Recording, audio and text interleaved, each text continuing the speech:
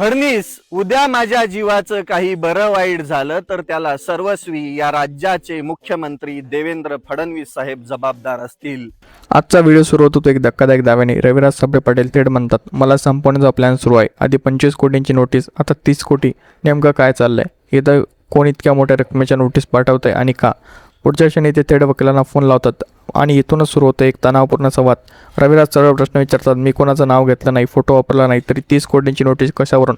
पण वकील वेगळाच मुद्दा मांडतात, तुमच्या व्हिडिओत अप्रत्यक्ष उल्लेख आहे, लोकांना समजते तुम्ही कोणाबद्दल बोलताय. इथेच प्रश्न उभा राहतो, नाव न घेता बोलणंही गुन्हा ठरू शकतो का?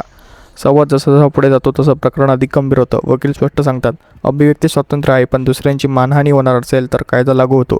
तर दुसरीकडे रविराज ठामपणे FIR बद्दल पब्लिक डॉक्युमेंट आहे, मी फक्त माहिती मांडली.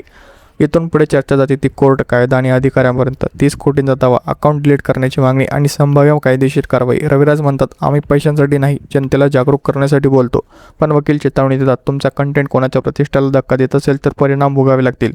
शेवटी हा प्रश्न तुमच्यासमोर उभा राहतो, सोशल मीडियावर सत्य मांडणं किती सुरक्षित आहे? अभिव्यक्ती स्वातंत्र्य आणि मानहानी यामध्ये सीमा नेमकी कुठे आहे? आणि सर्वात महत्त्वाचं, या प्रकरणात खरं कोण, सिस्टीम की आवाज उठवणारा?